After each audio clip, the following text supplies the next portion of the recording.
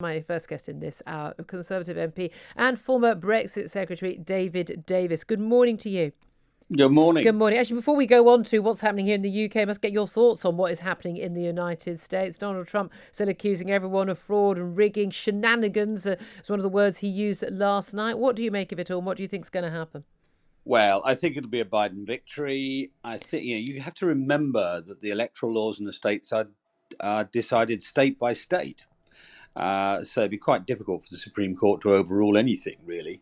But the other thing is that by the looks of it, Biden will have a sufficiently large victory for them to turn around and say, it doesn't matter if one state or other state is ruled out, you've lost. And I think the Supreme Court will see that pretty quickly and decide that too, despite the fact that it's now a pretty Republican Supreme Court. So, it's just I'm sorry to say, I think the outgoing president is just damaging his own legacy, really. But there we are. We shall see what does happen. Very likely, I think, to get a final definitive result by the end of today. Let's talk about what's happening here in the UK. Second day of lockdown.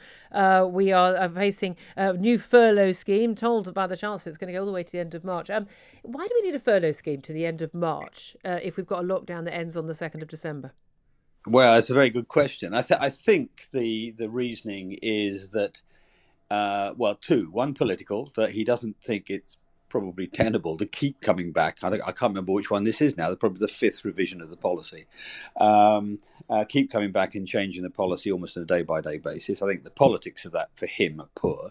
But I think the most important reason is to give a degree of certainty to companies who otherwise will be making layoff plans. I mean, some already have, but making layoff plans for people they can't afford if they think the economy is still going to be stuttering over the whole winter. And the hard truth is, I think most people do think the economy is going to be stuttering over the whole winter, whether it's national lockdowns or lockdowns in which half the country are in tier 3, which amounts to the same thing. I think that's probably the reasoning behind Rishi Sunak's judgment on this. But truth be told, it's very hard to predict the Treasury these days. They go from saying, we've got to pay it all back in taxes now, to what happened yesterday, which is 150 billion pounds of money was printed by the bank, effectively. Yeah, this is the thing. Now, you didn't vote in favour of the lockdown. It's happened anyway. One of the lessons that perhaps should be learnt in the American election is that the biggest concern at the exit poll, even in the year of coronavirus, even in the year of the pandemic, even with the incredibly high per capita death toll that America has seen in the mishandling of the pandemic by, I think most people would agree, even Republican or Democrats or left or right here, by Donald Trump. The number one issue for people at the election, according to the exit polls, was the economy, not the pandemic. Do you think that's a lesson that perhaps needs to be learnt by the Conservatives, that actually in 4 years' time, or indeed perhaps even in next May for local elections, it's not going to be the pandemic and the death toll that's going to be uppermost in people's minds. It's going to be their jobs being lost. Yeah, I'm sure that's right. I mean, the truth is that even with heading towards 50,000 deaths, that's 1 in 1,000 people. Whereas the economic impact is going to be nearly everybody. Everybody will know somebody, either will suffer in their own job or know somebody who has, which is not true about the fatality rate. So I think it's very likely that will be the case. And of course, the sort of stop-start nature of the lockdown, people see that making it worse. And today's papers show you that the basis of the judgment, the basis of the decision, was completely false. It was based on numbers which were entirely wrong, as it turns out.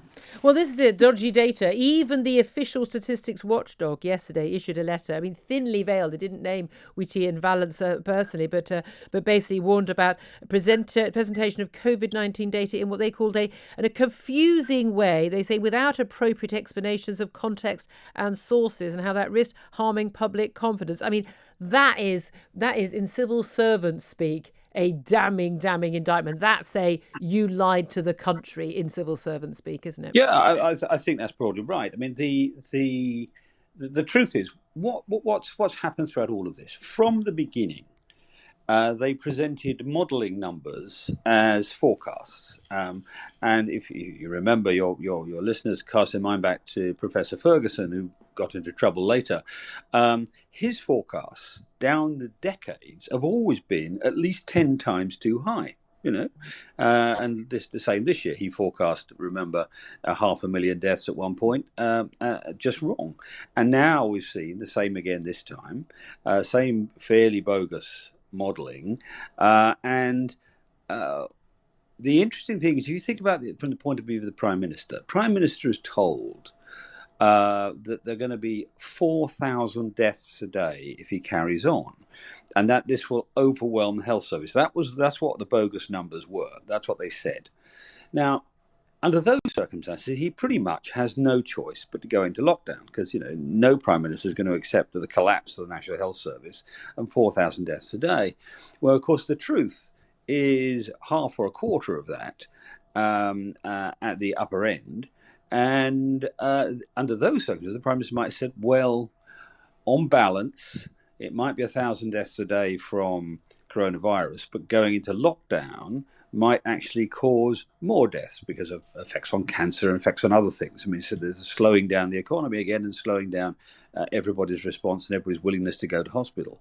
So, they actually took the decision away from him. This is actually quite a scandal that the scientific advisors effectively put the Prime Minister in a no-win, no-choice position when, in fact, he did have options available to him.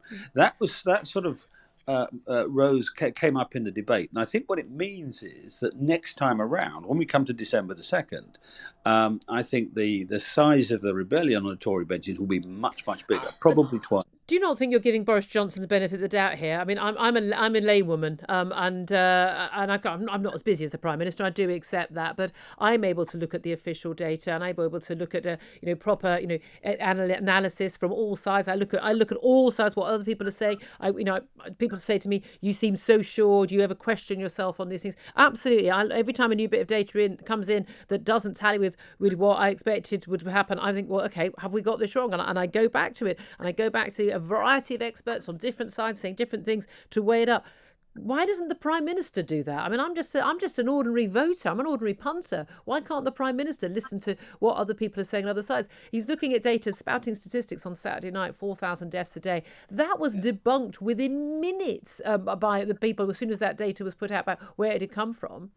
Yeah, well, I think the way British government's organised, you have a chief scientific advisor and a chief medical officer, and they're the people who are supposed to go away, find out, as it were, what the facts are, get the best expert opinion, and bring it together for the Prime Minister. Now, I think the trouble is that what they do is they interpret that as a requirement to bring a single consensus. Now, this sort of science, I mean, this is not like your sort of O-level, your GCSE science, where all the facts are clear and all the formula are in black and white. Science at this sort of level is completely uncertain. And what I think has probably happened is they have not actually done the Prime Minister a service. They have given him a so-called consensus. And in fact, there is a massive variety of opinion. What they should be saying to him is, if you do this, half the scientists think this will happen, but the risks are that this will happen. Yeah. And I don't think that's happened. I just don't think. You listen to Whitty and Vallance, they stand there issuing these things with complete certainty. Remember what happened over face masks. We were told with complete certainty they were unnecessary. Now they're mandatory, So there was no reflection of that doubt at the beginning in the scientific advice, and I suspect the same is happening within the walls of Downing Street. Thank you very much indeed for joining us, David Davis, Tory MP, former Brexit Secretary, of course.